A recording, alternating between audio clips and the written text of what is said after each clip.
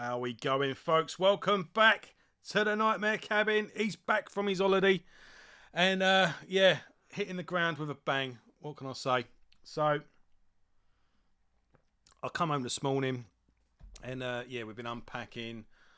I've mowed the lawn. I've taken some stuff to the tip. I've done a shop. And, yeah, finally settling down. So, yeah, I thought I'd just do a video, really, just having a catch-up with you all. I've got a couple of bits to talk about on Blabbermouth. And, yeah, stuff I ordered ages ago all turned up while I was away. So that was a bit of a nightmare. So I did a bit of unboxing. So I thought I'd show you a bit of shopping. And, well, it basically gives you a bit of a thing of what's to come on the channel as well. So a few things that I'm planning on doing. And basically, based on your reaction to some of it, it may even make another thing for future content. So yeah, what have I been getting in? So basically, first off, yes, I'm that sad. I got the Iron Maiden coin. I couldn't resist because it was all colourful. They did one for Phil Lynott a few years ago, and I don't know why I didn't get it, but it's not available now. But I can't remember what I paid for this. This is a £5 coin. I think it was a tenner with the postage. So I think I paid 15 quid all in all. So I think it's a really good investment because in 100 years' time, it'll be worth 20 quid. Yeah. But there you go. Yeah, well, less said about him, the better, eh? But, and then, whee, look at that. So yeah, I'm a Maiden collector. It's something to go in a collection, isn't it? So there's that. Put that there for now. Trying to fit it back in that poxy little envelope. Right, I've been wanting to. Well, I've kind of already got this. I'm a big fan of this film franchise. The first one is one of my favourite, well, and second of some of my favourite films. And this particular box set came out, and I was thinking, oh, I'll explain. Shall I just show you it? Let's talk about it. Yeah, right. So this is Hellraiser Tetralogy, I think that is. Now, this is one of the only films I've bought again and again. So I originally had the Hellraiser trilogy in that. Do you remember the Lament configuration, whatever it's called? You think I'm a fan of the franchise, wouldn't you? It was actually that box, and it all unfolded, and you had the discs inside. It was really cool. And basically it was falling apart anyway. And so I upgraded and got the trilogy on Blu-ray. And I think I kept the extras disc for that original box set. I basically lined up all the extras because I'm a sucker for extras. And there was some new stuff on the Blu-ray as well as a lot of the old stuff. But there was one disc that had something that wasn't in it. So I kept that. So when this came out, it was like, yeah, a lot of these extras are the same. But what got it for me was Bloodline, the full film. And there's a lot of controversy around the full film. Directed by Alan Smithy. For those that don't know, that means when a director basically abandons the film and doesn't want their name tied to it anymore, it becomes directed by Alan Smithy. So what I really wanted was Bloodline, because on this you've got a new cut or an original cut of Bloodline, and I think in the extras it kind of explains all the kerfufflery in the background of what caused all the trouble. So I'm just looking for something here. So I was like, I just want Bloodline. I don't want to buy all those films again because I've already bought them twice. But then I saw that all 4 films come with a commentary by Kim Newman. And Kim Newman is one of the best horror commentators there is. So I was like, I want that as well. So I finally found one that was under 30 quid on eBay. So I finally caved in and got it. So let's have a look at these quickly. Oh, so you get the... so they all come with... But you get the original on the inside. So bit by bit I'll work my way through through these again.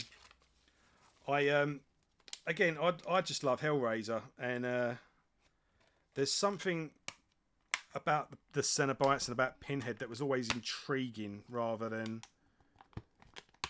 frightening. But I remember seeing this in a Blockbuster years ago, and even then I just thought that is such a cool poster.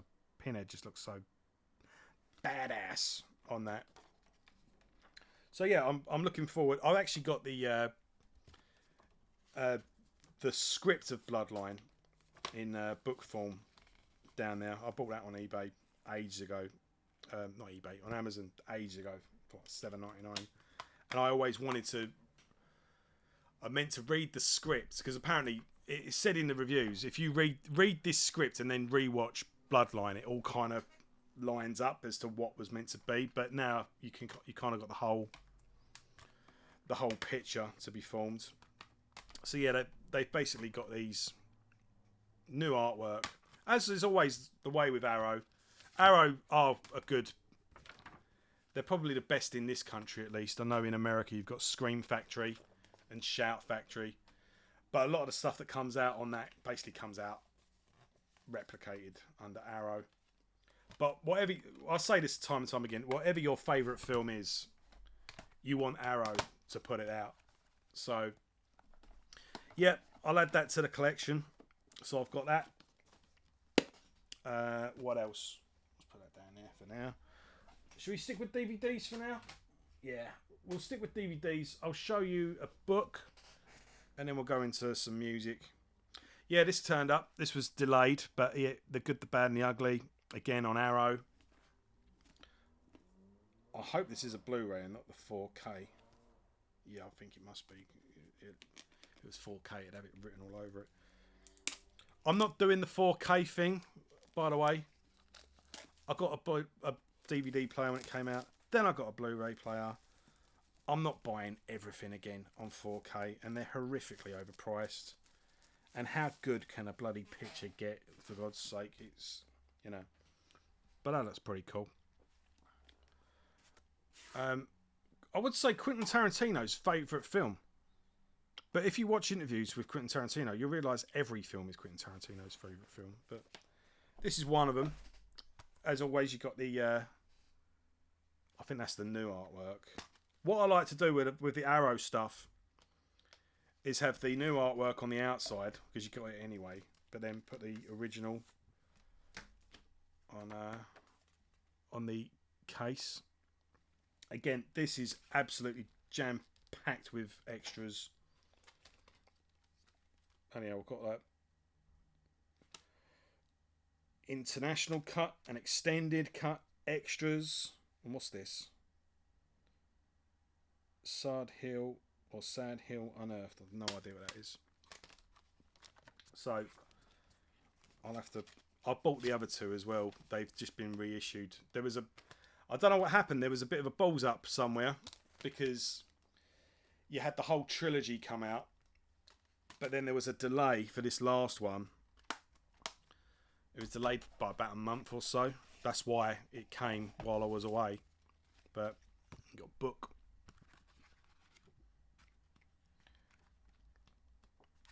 I mean, I'm not saying Clint Eastwood is the coolest man ever, but I can't think of anyone cooler than him, you know. So yeah, there's another thing I'm going to watch in about a year. Good, the Bad, the Ugly. In fact, I might get these. I'll start watching these, getting myself all ready for Metallica, because the music from that is what they always come out to. Right, now we've got a book, a very cool book. My boy Dave Martel. He's been on the channel a couple of times now. So the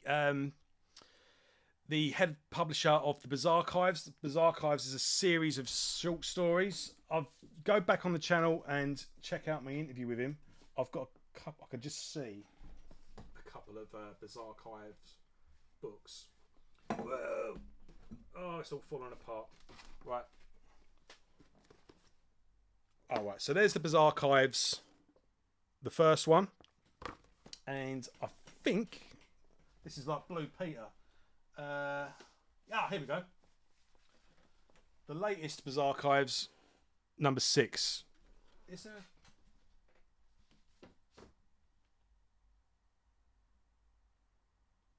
Something telling me there's another one after this. I'm not sure now. But anyway, yeah. So there's Bizarre Archive 6. See if I've got some cool artwork in here for you to look at. Yeah. So it's short stories. People from the UK, people from America, and Dave is the head editor of that series of books. They also publish other books. Again, go see my interview with Dave and we explain it all. He's been on the channel a couple of times now. He did the Nevermore retrospective with me. But in those books, Dave was writing some short stories as well of a character called Lucius Lex. And this is Lucius Lex's first full-length book. And I'm really pleased for Dave. I'm really proud of him. And I can't wait to read this.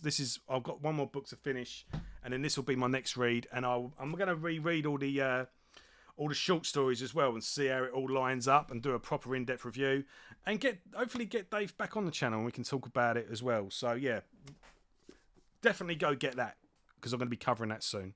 This is Grim Earth Shall Burn, I think. Grim Earth Shall Burn, a Lucius Lex saga by Dave Martel. So go get it.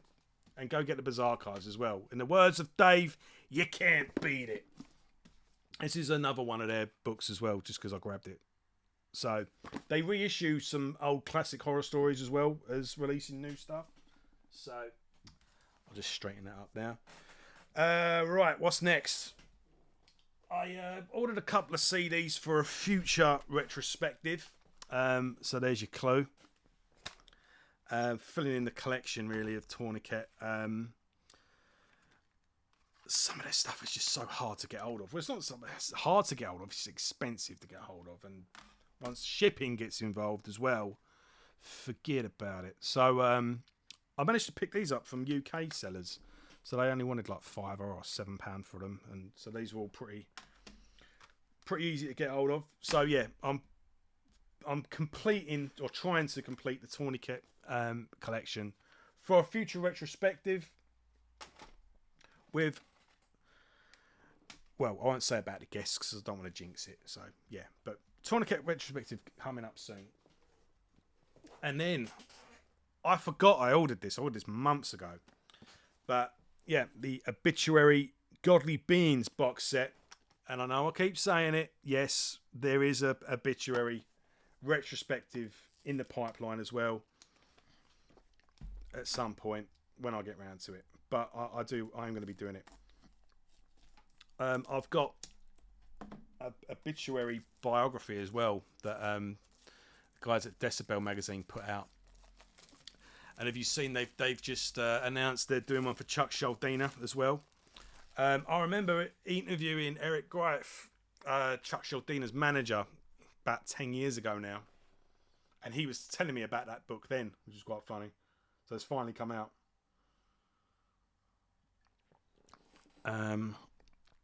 Right. I mean, I have got these albums, but the guy that wrote the book that I just mentioned has done liner notes for these reissues, and that's kind of what got me. And none of that, these albums were hard to get hold of. So I've got this little... Have I got it here? Yeah. This is worth a couple of quid now. I bought it quite cheap. So, you know, right. It was nice to have real editions of these albums finally. So, 1, 2, 3, 4. No, I've still not got that one. I'm contemplating selling this now if I've got that, but there's still one album on here that I've not got elsewhere. I don't think so anyway. I don't know. Maybe. I've got so much shite. Right. Let's have a look. All right, cool. We got That is such a cool photo as well. That was on the back of Slowly We Rot originally. Cool photo. So you get some photo cards. That's always been a classic photo as well. There's something about Obituary that they just hit the spot. They've always been, they've never been particularly worried about being the most technical band, and what they may lack in like technicality, they've always made up for in hooks, heaviness, and just all around songwriting. They've just never been a band that's needed to, you know. It's not that the band aren't technical or can't play or can't blast, but when they do, they reserve it for when it's really needed, you know. And they're just a band that just, their absolute worst album still kicks ass. And where death metal has kind of gone really, you know, it has gone very technical, very, you know, widdly, and now all this new deathcore and brutal death metal, and there's something about Obituary, there's just a simplicity that's just, put it this way, you'll get a load of modern bands opening up for Obituary now, and it'll be,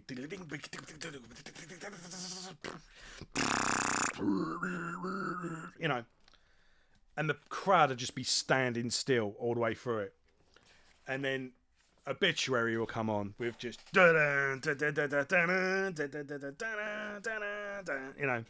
and then the whole place will just be fucking going crazy.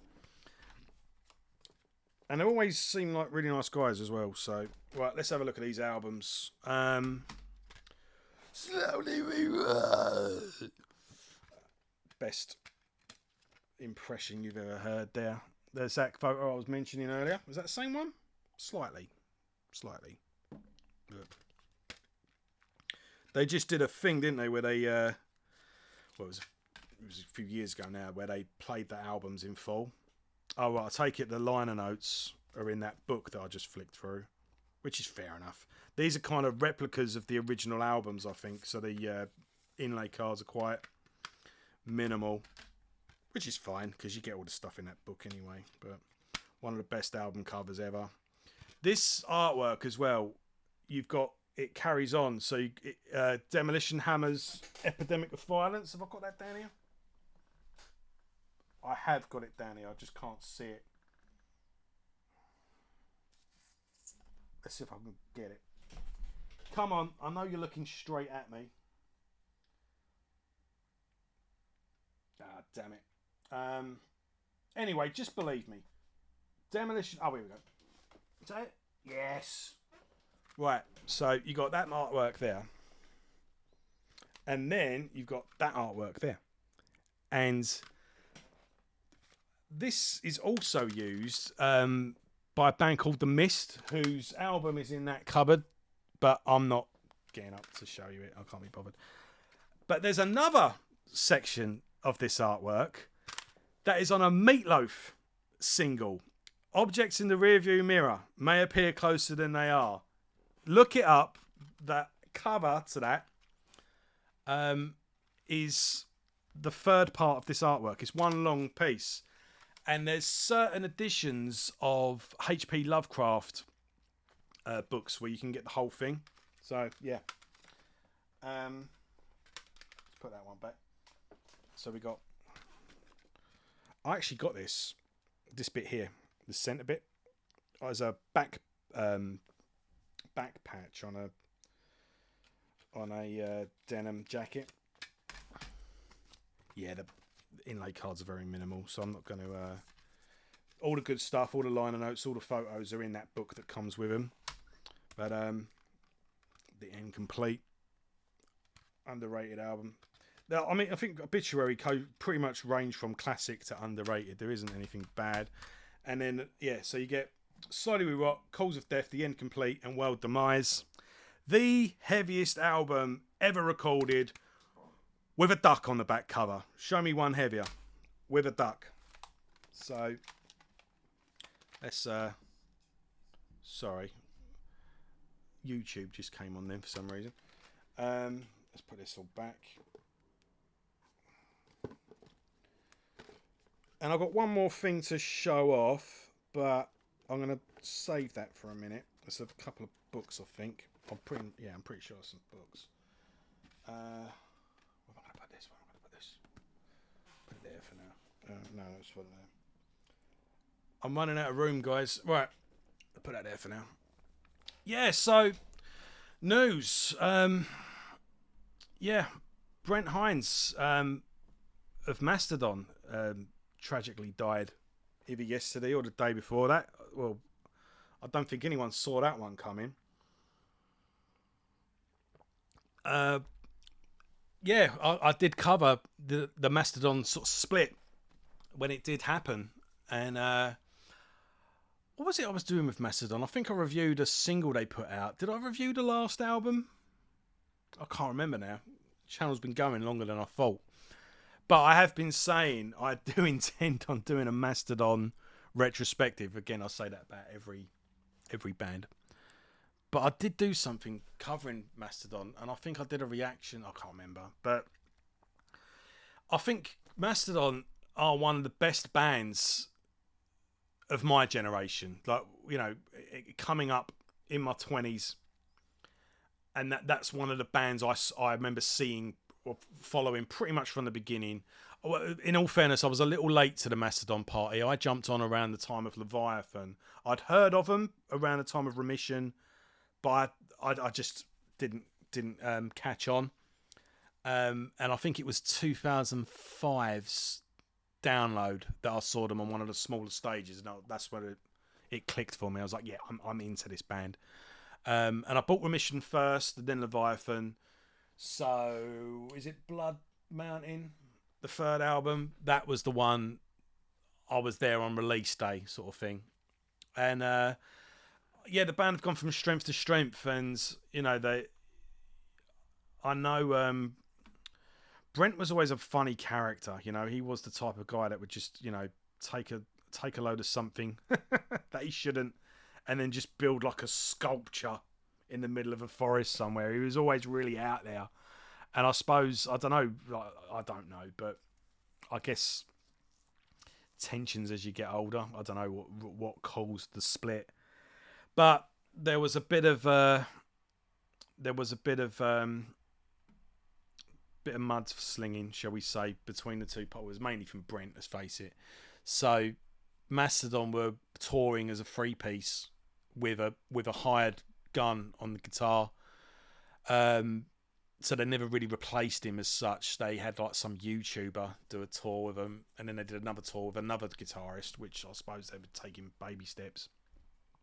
And then I can't quite remember if Brent was touring like as a solo artist or with a new band, but he was saying some stuff about the band and nothing too in depth, to be honest. But you know, saying that they were horrible people and so much. But yeah, he's died in a motorcycle accident. He's reportedly riding a Harley Davidson when collided with an SUV.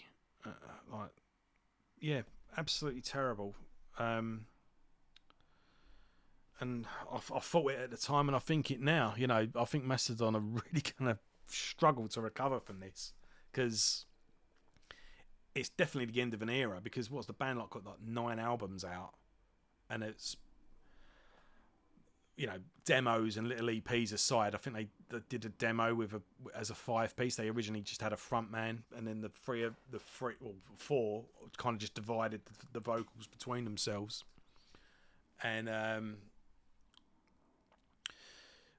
no doubt what Mastodon is going to go on to do, or would have gone on to do, it would have been good, but it wasn't going to be the same. So there is an end of an era.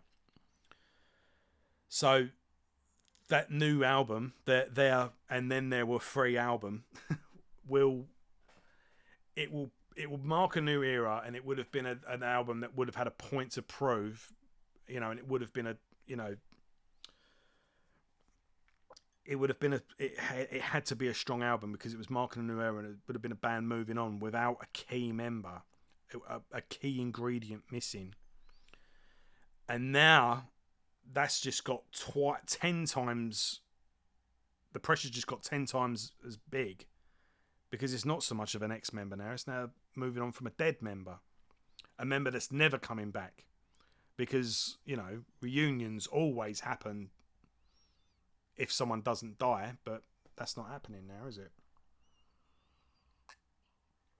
But hopefully I don't choke to death before the end of this video. But yeah, it's a sad loss. It's a sad loss. Brent Hinds was a character, and metal's not got a lot of them left, has it? Let's be honest here. Yeah, we're losing. And obviously we're all still mourning Ozzy Osbourne, and Megadeth have now. Well, that's another thing I can talk to you about. Megadeth. Megadeth just announced their final tour as well. Yeah, I say the old legends are dying out, but Mastodon are hardly in the same in terms of age. Megadeth and Sabbaths, but it's the current generation of bands basically. But yeah, rest in peace, Brent, and I hope you found peace. And yeah, I hope he's jamming with everyone else up there. So, and yeah, I wish Mastodon all the best, and I'm confident they'll come up with something pretty cool. But God, the pressure's on them, and this is gonna be a shadow over the next release. Bit like with Malevolent Creation, there was the Malevolent Creation split, and there was already tension amongst the fans. Everyone was either on Brett's side or Phil's side, or that was thing. And then when Brett Hoffman tragically died, Phil carrying on with a new lineup had some bones of contention to begin with, but then with a death in the background, the pressure just was even it was even more paramount. But yeah, let's move on. So yeah, Megadeth have announced the fight. This is an album's coming out next year, and then the tour that follows it will be the final tour. Yeah, I love Megadeth as much as the next guy. If you're gonna go, there's always the rivalry, Megadeth and Metallica. Well, if you say post 2000s or 2010 even, classic albums aside, if you just matched the last 3 albums, the last 4 albums, yeah, Megadeth all day long. Yeah, in terms of later albums, Megadeth win it for me. Am I going to go to this? Yes, I am. But I'm not going to jump through ridiculous hoops, because this is beginning to be a piss take. Gig tickets now. I'm not partaking in the whole pre-order bullshit. I'm sick of a pre-order for the fan club, a pre-order for Ticketmaster, a pre-order for if you've got a certain credit card, if you're an O2 member, if you're this member. And all you get is the shit seats anyway. That's something I've worked out now. They're going to be ridiculously overpriced. I don't know what is going on with gig tickets now. And it kind of just reminded me, and I spoke to my friends about this the other day. I remember Megadeth were playing the LA2 in London. God bless the Astoria and the LA2. And my mate had the tickets. I can't remember if he wanted to go or if he had a spare ticket. But either way, he said, "Do you want to go see Megadeth at the O2, at the LA2?" And idiot, I said no. And I can't even remember why I said no. I don't even think there was a particular reason why I said no. I just didn't fancy it, because there was just an abundance of gigs back then. And I'm thinking about this upcoming tour. I know it's going to be arenas because it's a final shebang. So Megadeth they'll put together a package. You'll have about 3 or 4 high profile support bands. They'll probably do what Slayer did, go out with like a package tour. So it will tip over to fill up arenas. And I'm thinking, I bet you wish you said yes to seeing them in the LA2 now, didn't you? For a ticket price that probably wouldn't even buy you a beer today. So yeah, I'm looking forward. I'm curious about the new album. I've liked the last couple of Megadeth albums. I've particularly liked Dystopia. The Sick, the Dying, and the Dead. If I remember correctly, it was a bit of an album. It weren't bad, but it was just. It was one of those albums. While it was on, I was in. I was. It was okay while it was on, but as soon as it finished, I didn't remember anything I'd listened to. Nothing like stuck in my head. And I think if I did a top 10 albums of that year, and in the comments people went, "What about the Megadeth album?" I completely forgot about it. That's it. Can't in one ear, out the other. Maybe I'll give it another go though. But Megadeth, they kind of come with a classic and then sort of have a couple of. They always come back. They always punch back, and when they punch back, they normally, it's a new standard setter. They normally like Endgame and Dystopia. So maybe this is one of those albums. And I think as well, there's something to be said of recognizing the end and going, right, that's it, we're done. Ending it on our own terms. I've achieved my peak. I'm stopping now. More bands should do that. Rush did it. Fate's Warning did it. I was just talking about that the other day with a fellow YouTuber. I'm going to get him on soon. Yeah, there's something to be said for that. So well done for Megadeth for doing that. And yeah, hope I hope this is a really good album. And I hope this is a really good tour. And I hope you retire very rich. But again, I'm not going to jump through ridiculous hoops to go to it. And then last but not least, Testament. It looks like a new album from Testament is on the horizon. Here we go. New album, Parabellum, is out October the 10th on Nuclear Blast. And I don't know if you know, but I'm painting with broad strokes here. I'm not getting this exactly right down to the details, so I'm slightly paraphrasing and painting with broad strokes. But yeah, Testament have signed a new deal with Nuclear Blast. We're pretty much... So Testament have now obtained, like they now have complete ownership of their entire back catalogue. So they've signed that back catalogue now to Nuclear Blast. So Nuclear Blast now have Testament's whole back catalogue. So bit by bit, albums are getting reissued. So you've had that now with the first 3 albums. That's why you did that. They did that tour recently. Practice What You Preach. They played it in full and it was out on vinyl and all that good stuff. Long box. They did that with the first 2 albums.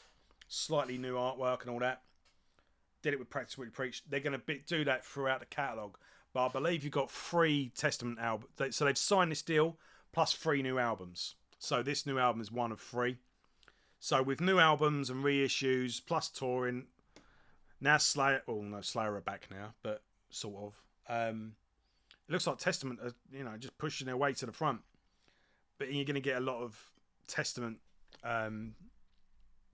activity in the coming years, which I'm all for, because Testament are one of my favourite bands. And in the next couple of weeks, yes, the Testament retrospective part 2 is coming. I've not forgot it. So I did do a Testament retrospective covering the first 5 albums a few months ago. And yeah, I'll be doing part 2 soon before this comes out. And then I'll review the new album when it comes out as well. And I'll have a look in a minute and see what ridiculous overpriced version I can get. And I listened to the new song as well. It's pretty much vintage Testament, really. It's what you want. This new drummer is an animal, though, isn't he? I'm looking forward to seeing what he does with the band. And yeah, I guess that's about it, really, in terms of news. So, thanks for watching. Yep, like I say, Pantera Cast is carrying on. I need to do a new Rush cast, actually, because Alex Lifeson's done a new album with Envy of None. I've not forgot that. And yep, I'll be carrying on with the retrospectives. I've got Ozzy. We're going to do Dio. We're going to do part 2 of Testament. We're going to do Tourniquet, Demon Hunter. I'll be doing Obituary at some point as well. I've got loads of bands I want to do retrospective on. So yeah, stick with me. There's loads of stuff coming and we're back to work. And before we go, should we have a look at this?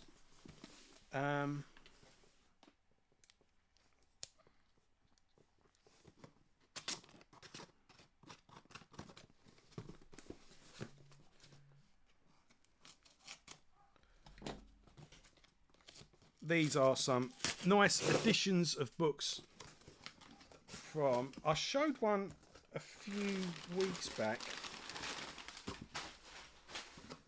of Imperium Press, who do classic... Well, they do a whole host of different books, but they do... for me, it's classic literature. So they've done... well, the Iliad and the Odyssey by Homer, Beowulf, Poetic Edda, folk tales, and yeah, they've now done Le Morte d'Arthur, King Arthur, in an awesome, and I think you've got parallel text with this as well. But yeah, really thick, really good. And I've got the hardback editions. Look on their site if you're interested in getting them. And I've also got the Imperium Anthology of English Verse. Look at that. That is beautiful. And this is basically old tales and old poems. So again, you've got Beowulf, Sir Gawain and the Green Knight, The Wanderer, Robin Hood, a couple of different short stories here, sonnets by William Shakespeare, just a collection of William Wordsworth, Rhyme of the Ancient Mariner, Lord Byron, John Keats, John Milton. So it's a collection of William Blake, Rudyard Kipling, Robert Browning, Lewis Carroll, Thomas Hardy, and there's even Robert E. Howard, which is cool. But yeah, it's just a collection of classic literature, which I got in a hardback edition. So yeah, Imperium Press. Oh yeah, the Hagakure. Do you remember I reviewed that a few weeks ago? That was again by Imperium Press. So Imperium Press and the Bizarre Archives. Go check them both out. And I will see you all soon. Take care.